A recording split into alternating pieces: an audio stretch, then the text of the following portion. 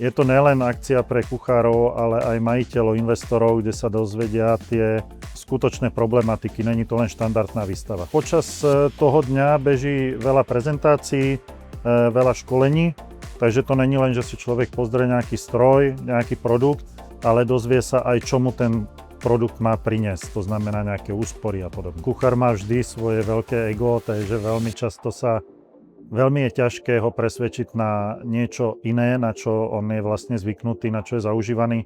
Presvedča ich, že ten stroj dokáže byť jednoduchší na obsluhu. Tá návratnosť sa pohybuje dneska podľa toho, aké je to zariadenie od 2 do 4 rokov.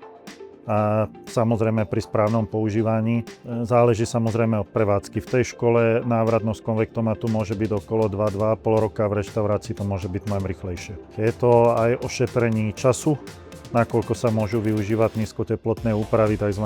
Pečenie, varenia cez noc, kde šetrí ten kuchár alebo ten majiteľ aj čas. To znamená, kuchár nemusí chodiť na 6, príde trošku neskoršie.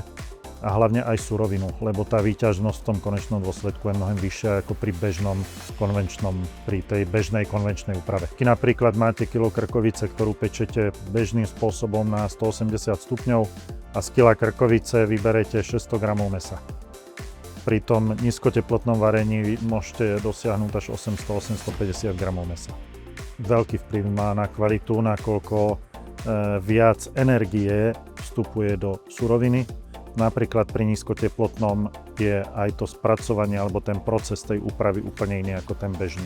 Za mňa asi srdce každej kuchyne je dneska konvektomat. Určite konvektomat a dneska už aj multifunkčné pánvice a kvalitný robot. Tých ľudí, toho personálu bude menej a menej, takže aj tam určite bude.